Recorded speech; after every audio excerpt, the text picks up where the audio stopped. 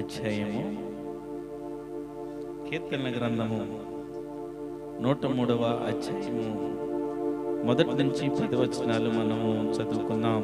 నాతో కలిసి అందరం కలిసి చదువుకుందాం. దయచేసి బైబిల్ ఉన్న వారందరూ బైబిల్ తెరిచి నాతో పాటు కలిసి చదవాలి. ఈ దినమున మనము దేవుని మందిరములో ఆయన వాక్యము చదువుచు ఆయన్ని స్తుతిస్తూ ఆయన మహిమపరుస్తూ ఆయనకు యథార్థంగా మన భక్తి కనపరిచినప్పుడు మాత్రమే ప్రభువు మనల్ని చూస్తాడు. మన భక్తికి, మనము చేసిన భక్తిని బట్టి ప్రభువు మనకి మన జీవితంలో గొప్ప కార్యములు చేస్తాడు. ఈ దినమున మీకు ఒక విషయం చెప్పాలని నేను ఆశపడుతున్నాను. మనము చేసే భక్తిని బట్టి, మందిరంలో నువ్వు చూపే యథార్థతను బట్టి, దేవునితో సహవాసంలో నువ్వు చూపే ఆ సంపూర్ణమైన భక్తిని బట్టే ప్రభువు నీ జీవితంలో, నీ కుటుంబంలో, నీ బంధువుల్లో ఆశ్చర్య కార్యాలు చేస్తాడు. నామకార్థపు భక్తిగా మందిరంలో ఏదో వచ్చాము కనుక, మనము మందిరంలో ఉన్నాము కనుక ప్రభువుని అందరిలాగా మనమేదో చప్పట్లు కొడుతూ స్తుతించుట మంచిది కాదు. ఈ దినమున ప్రభువు మాట ద్వారా మిమ్మల్ని హెచ్చరిస్తున్నాను. ప్రభు సన్నిధానములో ఎవరైతే వినయ భక్తులు కలిగి, భయభక్తులు కలిగి ఆయన్ని స్తుతిస్తారో, ఆయన్ని మహిమపరుస్తారో, నువ్వు చేసే భక్తి దేవునికి ఇష్టమైనదిగా ఉండాలా. నువ్వు ప్రతి మాట్లాడే మాట దేవునికి ఇష్టమైనది వ్యక్తిగా ఉండాలా. ఈ దినమున మిమ్మల్ని దేవుని మాటల ద్వారా హెచ్చరిస్తున్నాడు. ఎందుకంటే ప్రభువు నీవు ఆశీర్వదించబడుట కోసము కాదు. యోసేపు జీవితంలో యోసేపు ద్వారా కుటుంబం దీవించబడింది, ఆ దేశము దీవించబడింది, ఆశీర్వదించబడింది. ఈ దినమున మనము చేసే భక్తిని బట్టి మన కుటుంబాలు, మన రక్త సంబంధులు, మన ఇరుగు పొరుగు వారు, మన రాష్ట్రము, మన ప్రాంతము, మన గ్రామము ఆశీర్వదించబడాలా. ఈ దినము నుండి ప్రభువు ఆ సహాయం మనకు చేయాలా. ఎందుకంటే ప్రభువు కోసము, ప్రభువు పనిలో పరిగెత్తే బిడ్డలుగా మనం ఉండాలా. 103వ అధ్యాయము కీర్తనల గ్రంథము 103వ అధ్యాయము మొదటి 10 వచనాలు మనం చదువుకుందాం. బైబిల్ ఉన్న వారందరూ కూడా నాతో కలిసి చదవడానికి ప్రయత్నించండి. నా ప్రాణమా యెహోవాను సన్నిధించుము, నా అంతరంగమునున్న సమస్తమా ఆయన పరిశుద్ధ నామమును సన్నిధించుము.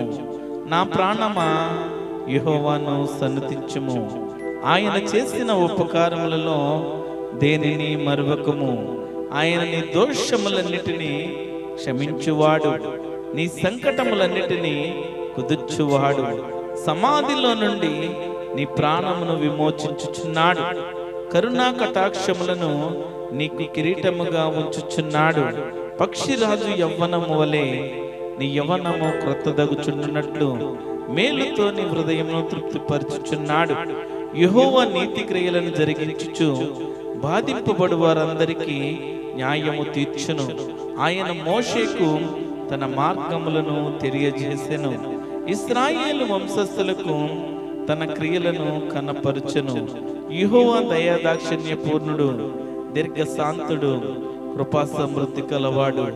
ఆయన ఎల్లప్పుడూ వాచ్యమాడువాడు కాడు, ఆయన నిత్యము కోపించువాడు కాడు. మన పాపములను బట్టి మనకు ప్రతీకారము చేయలేదు, మన దోషములను బట్టి మనకు ప్రతిఫలం ఇయ్యలేదు. ప్రకటన గ్రంథము చివరి అధ్యాయము చివరి వచనము ఒకసారి మనము చదువుకొని దేవుణ్ణి ఆరాధిద్దాం. ప్రకటన గ్రంథము చివరి అధ్యాయము చివరి వచనము ప్రభువైన యేసు కృప పరిశుద్ధులకు తోడయ్యుండును గాక. ఆమేన్, ఆమేన్.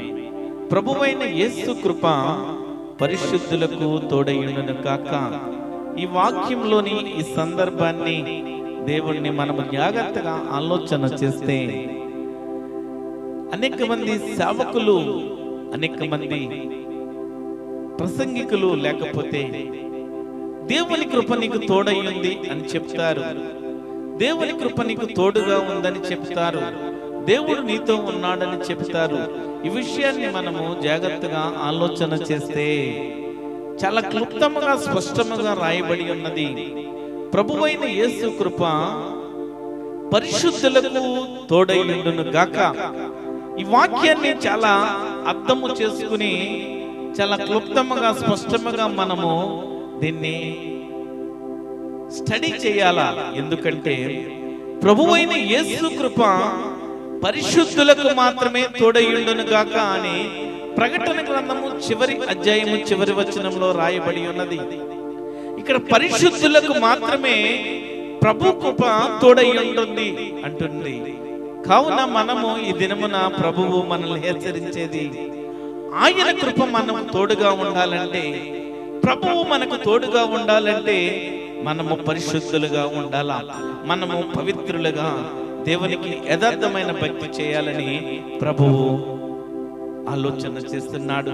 నీ నుంచి నా నుంచి ఆశపడేది ఏంటంటే, బైబిల్ గ్రంథంలో ఒక మాట ఉంటుంది, ఎవరైతే తన ఆలయాన్ని పాడు చేస్తారో వారి జీవితాలను పాడు చేస్తానంటున్నాడు. ఆలయంలో ఉన్నప్పుడు, దేవుని సహవాసంలో ఉన్నప్పుడు, దేవుని మందిరంలో ఉన్నప్పుడు దేవునికి మనము చేసే ప్రార్థన చూస్తాడు, మనము చేసే ప్రతిచి చూస్తాడు, సమస్తము ఆయన అబ్జర్వ్ చేస్తాడు. లేచి నిలబడి దేవుణ్ణి స్తుతిద్దాం. దయచేసి లేచి నిలబడి ప్రభువుని ఆరాధించాలా.